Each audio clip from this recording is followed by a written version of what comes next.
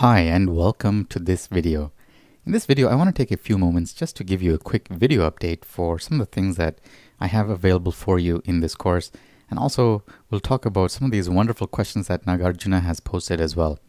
So first off, I've got a couple of lectures for you, and these are lectures 3 and 4, and these are just a few resources that you can start off right off the bat with to get you to deepen your learning. Now, this is the PDF that shows up in lecture 4 right here. Let me just open it up for you. And in it, you'll see that I have 3 different channels for more information. It's a private face group, that's the first one. And it's called Life Coaching and Vedic Counseling. And this is where we get together to talk about just a few of the things that pertain to you within this course, that pertain to life coaching, as well as pertain to a few questions relating to the Vedic frameworks, as well as to Vedic counseling. The second bit of information is the Dharma Coach YouTube channel, and this channel is about ontological coaching, answering questions from the students here, and it has a lot to do with communication, with life coaching in general, and there are a few other concepts that I will add in regarding the Vedic frameworks and things like that. So that's that for that update for lectures 3 and 4. The other update that I have for you as well is in lecture 29. Yes, lecture 29. I've actually merged together 2 of the PDF worksheets that kind of were clunky, and I've combined them together. I've removed all the extra words and I've added a few new ones. So you have 123 different Sanskrit words and their definitions that you can use. So this is what you're going to get when you open this up. So the vocabulary actually has a new look. It's got the same look as the transcripts and stuff. So it's quite unified in that sense. And what you're going to see are 123 terms with the itrans lettering, as well as the transliteration with all of the diacritics, and then the definitions from Monier Williams and also the Himalayan Academy's Hindu Lexicon online. So it's kind of cool if you wanted to deepen your knowledge of the Sanskrit that I use in this course, as well as all the Sanskrit that you may come across. So this document will be constantly updated as I develop more courses, as I come across terms that I feel require more elaboration, more analysis. So just go ahead and take a look at these. It's about 10 pages. And the way to use this is to just click on the links here. So the links are going to be highlighted, at least in my browser, in yellow and yellow here. So they're going to open up to, for example, the Monier Williams dictionary, as well as the Hindu lexicon online. So you can just type in a few words that are interesting to you in the Hindu lexicon, and it'll come up with quite a bit of information that you can, of course, click on for more information. And, personally, I can spend hours on this just trying to trace this one idea, this one thought, getting around here and making sure that, I get the whole bit of research done. So let's go back to the Monier Williams. What is very important to note is that with this PDF, I specifically used itrans. And itrans is, well, it's a transliteration scheme that uses the normal English keyboard. So the normal English alphabet, the 26 letters and a few other symbols that you can use to create the appropriate transliteration so that you can get the appropriate pronunciations. So for example, Akasha is pronounced with a long A, so it's doubled, and then there's another long A as well, so it's Akasha. And the SH is this S sound.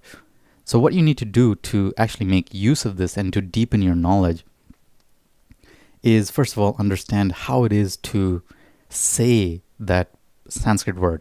And I've made it easy for you so that you can use the itrans version. So all you can do is, copy this itrans text here.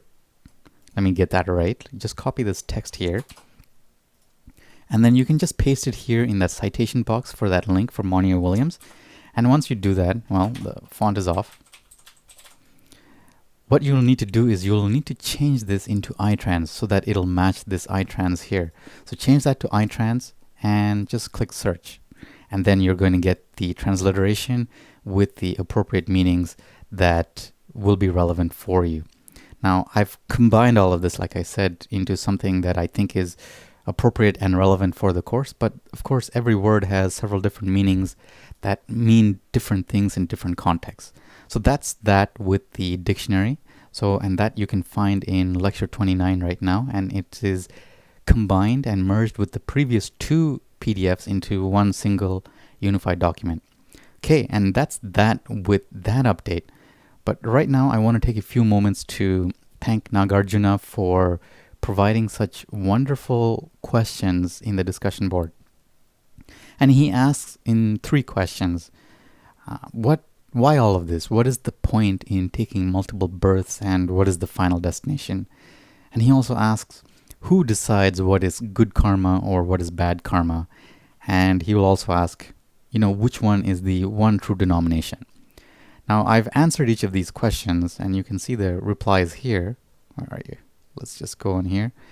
And the invitation here for all of these questions is to ask it of yourself and ask what it is that you are trying to get at. And the reason why I bring this up is that what I like to do, I like to approach things from a linguistic and intellectual perspective, because that's the way, I've been taught, that I've gone to school with, to study all of these facts, memorize all of these facts, and regurgitate all of that information in tests and quizzes and all those things. So I'm well trained in the use of my mind. So the invitation for you is to go back and make use of your mind, make use of all the lessons that you've done in school, and ask yourself, why are you asking this particular question? And the reason I do this is, when I work with my clients, I invite them to take a look at the conversations that they have in their head and bring it all and collapse it and reduce it down into one of the 6 speech acts. And so the words in this example, good and bad, these are just subjective interpretations, and from the speech acts they're called assessments. So each of us, we're going to assess all of the experiences, situations, and events that show up in our life based upon a framework of understanding, a framework of belief. And this is what I invite you to see. And this is the purpose of this course as well, to listen to your body, to understand what it is that your body is indicating to you. In one perspective, you can listen to all of the subtle physical cues that your body gives. And that's okay, like, the trembling or the chills and the tingles and all sorts of things that show up in your body depending upon your emotion. The other invitation, especially with this course, is to understand how all of the gunas, the bhutas, and the indriyas and the koshas, they all relate to building up that framework of belief of who you are as that unique observer in the world.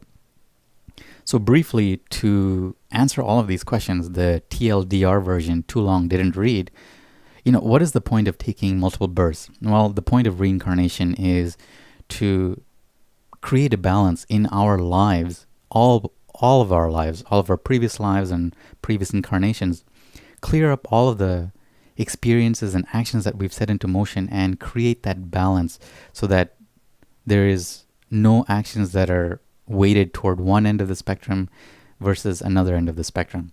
So that's essentially for the purpose of soul evolution. As for the question here, what is good karma or bad karma? In the highest sense, karma is just the actions that you set into motion, as well as all of the reactions that are going to come back to you, which are the natural outgrowth of those actions. So it's neither good nor bad. It's just what you put out is what you're going to get back. So how do you judge what is good and what is bad? Who gets to judge? Ultimately, it's you that gets to judge, because you are a divine being and you are the one that is here on this planet for your soul evolution in this physical body, in this current incarnation. Eventually, you get to merge back with God. And then the third question is, among each of the denominations of Shaivism, Shaktism, Vaishnavism, and Smartism, these are the 4 major denominations of Hinduism, which one is the correct one? And the invitation I leave you with is to just give you a comparison. And this comparison is from David Barrett's and George Kurian's World Christian Encyclopedia. What's interesting about this encyclopedia is, I think David Barrett, he went around the world to visit many communities, and he tabulated all of these things. And it's not just about Christianity, it's about all of the other religions and all of the peoples that he came across. So what he's come across is that there are 33,000 and more different denominations, and these are denominations that fall into geographic proximity, so locations and things like that. Of all of these denominations, there are 6 major groups. They are Independents, Protestants, Marginals, Orthodox, Roman Catholics, and Anglicans. And to answer Nagarjuna's question, which one is the best? And I want to leave you with kind of a funny invitation to go and ask each one of these groups. Find individuals from each one of these groups of Independents, Protestants, Anglicans, Roman Catholics, and so on, and ask them which one is the best denomination. And I laugh here because, when you ask this question, you're going to get as many answers as you ask individuals. So there is no one correct answer. The invitation is to ask yourself what resonates with you, what becomes important for you, and how you actually want to show up in the world with that certain framework of belief, that certain understanding of the world, that certain unique interpretation that you make as that unique observer you are in this world. So I hope this update has been helpful. And once again, to quickly recap, lectures 3 and 4 have the resources that you can get started in, most especially the Facebook group as well as the YouTube channel that have a lot of information. And then also lecture 29 here, which is the expanded PDF vocabulary. So you have 123 different terms that you get to use here. And then finally, this update is also answering Nagarjuna's 3 delightful questions earlier in the day. So take care of yourself, have a beautiful day, and remember, if you do have any questions, please don't hesitate to post in the discussion forum. I will be there to answer as soon as I can, usually within a day, most likely within 10 to 12 hours. So take care of yourself, have a beautiful weekend, and I will see you in the next video. Bye-bye for now.